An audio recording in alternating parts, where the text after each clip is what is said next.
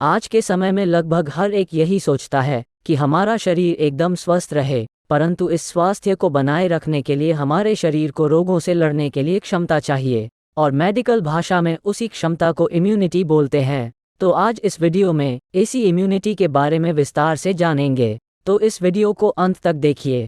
और इसी तरह के मेडिकल और हॉस्पिटल रिलेटेड टिप्स के लिए मेडिको फैक्ट जोन को जरूर सब्सक्राइब करें।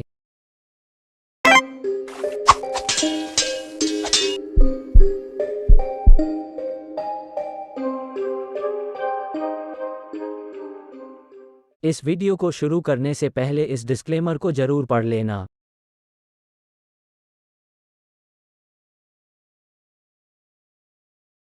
इम्यूनिटी, जिसको रोग प्रतिरोधक क्षमता यानी सरल भाषा में इसको रोगों से लड़ने की क्षमता को बोलते हैं, यानी बैक्टीरिया, वायरस या अन्य कोई भी सूक्ष्म जीवाणु जो हमारे शरीर में एंटर होने के बाद बीमारी फैलाते हैं, और इन्हीं सूक्ष्म जीवाणुओं को हमारे शरीर में एंटर होते ही मारने की क्षमता को इम्यूनिटी बोलते हैं।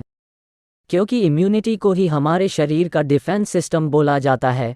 जिस प्रकार से सिपाही हमारे देश की सुरक्षा करते हैं, ठीक वैसे ही हमारा यह इम्यून सिस्टम भी हमारे शरीर की सुरक्षा करता है।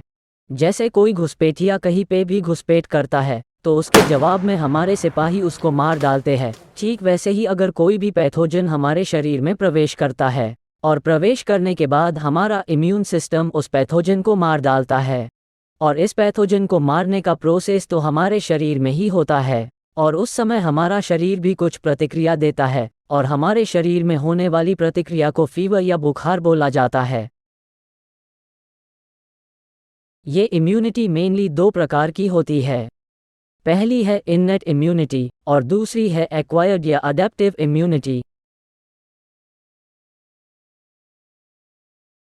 इन्नेट इम्यूनिटी यह वो इम्यूनिटी होती है जो हमारे शरीर में जन्म के पहले से ही अवेलेबल हो जाती है, यानी ये इम्यूनिटी हमको जन्म से पहले माँ से ही मिल जाती है, और ये इम्यूनिटी पीढ़ी दर पीढ़ी ट्रांसफ़र होती रहती है। और ये इम्यूनिटी नॉन स्पेसिफिक होती है। नॉन स्पेसिफिक यानी जैसे टीबी के बैक्टीरिया को मारने के लिए जो इम्यूनिटी या एंटीबॉडी डेवलप होती है वो सिर्फ टीबी के बैक्टीरिया को ही मार पाएगी, लेकिन यह इन्नेट इम्यूनिटी नॉन स्पेसिफिक होने के कारण ये हमारे शरीर में प्रवेश होने वाले सभी प्रकार के बैक्टीरिया, वायरस, फंगस व प्रोटोजोआ इत्यादि को मार पाती है। और यह इम्यूनिटी जैसे जैसे उम्र बढ़ती है वैसे वैसे यह इम्यूनिटी भी कम होती रहती है। दूसरी इम्यूनिटी है अडेप्टिव इम्यूनिटी। इस इम्यूनिटी का अर्थ ही इसके शब्द में छिपा हुआ है। अडेप्ट यानी अर्जित की हुई, यानी यह वो इम्यूनिटी होती है जो हमारे शरीर में जन्म लेने के बाद किसी न किसी के जरिए डेवलप होती है। यह इम्यूनिटी स्पेसिफिक होती है जो किसी स्पेशल टाइप के जीवाणु या वायरस को नष्ट कर पाती है। अडेप्टिव इम्यूनिटी, यह इम्यूनिटी जिन जिन तरीकों से अर्जित होती है उस प्रकार से ये भी दो प्रकार की होती है। पहली है नेचुरल इम्यूनिटी और दूसरी है आर्टिफिशियल इम्यूनिटी। नेचुरल इम्यूनिटी यह वो इम्यूनिटी होती है जो नेचुरल यानी प्राकृतिक रूप से जन्म लेने के बाद जो एंटीबॉडी बनती है वो हमें इम्यूनिटी प्रदान करती है, उसको नेचुरल इम्यूनिटी बोलते हैं। जैसे कोई भी इन्फेक्शन होने के बाद हमारे शरीर में बनने वाली एंटीबॉडी या इम्यूनिटी एक प्रकार से नेचुरल अडेप्टिव इम्यूनिटी ही कहलाती है। और यह इम्यूनिटी भी दो प्रकार की होती है, एक्टिव इम्यूनिटी और पैसिव इम्यूनिटी। एक्टिव इम्यूनिटी यह वो इम्यूनिटी होती है जो किसी स्पेशल प्रकार के इन्फेक्शन होने के बाद हमारे शरीर में उस बैक्टीरिया व वायरस के खिलाफ हमेशा के लिए एंटीबॉडी बनती है, जिससे यह इम्यूनिटी डेवलप हो जाती है। जैसे चिकन पॉक्स और स्मॉल पॉक्स। स्मॉल पॉक्स इसको बड़ी माता व सिंपल भाषा में इसको औरी भी बोला जाता है। ये बीमारियां हमारे जीवन काल में सिर्फ एक बार ही होती हैं, क्योंकि इन बीमारियों के खिलाफ हमारे शरीर में इन बीमारियों से ही एंटीबॉडी डेवलप हो जाती है। दूसरी है पैसिव इम्यूनिटी। यह नेचुरल पैसिव इम्यूनिटी हमें माँ के दूध से मिलती है। नेचुरल इम्यूनिटी के बाद अब आर्टिफिशियल इम्यूनिटी के बारे में समझते हैं। आर्टिफिशियल इम्यूनिटी यानी बनी बनाई इम्यूनिटी, ये भी दो प्रकार की होती है, एक्टिव और पैसिव इम्यूनिटी। एक्टिव इम्यूनिटी यह वो इम्यूनिटी होती है जो हमें वैक्सीनेशन के जरिए हमें प्राप्त होती है, जैसे कोरोना के टीके से कोरोना से बचाव और BCG के टीके से टीबी का बचाव होता है। ये टीके जो हमें लगाए जाते हैं वो हमारे शरीर में जाकर किसी स्पेशल टाइप्स के बैक्टीरिया व वायरस के खिलाफ एंटीबॉडी बना लेते हैं। फिर जैसे ही वो बैक्टीरिया व वायरस हमारे शरीर में प्रवेश होगा तो ये बनी हुई एंटीबॉडी उस बैक्टीरिया या वायरस को मार देगी।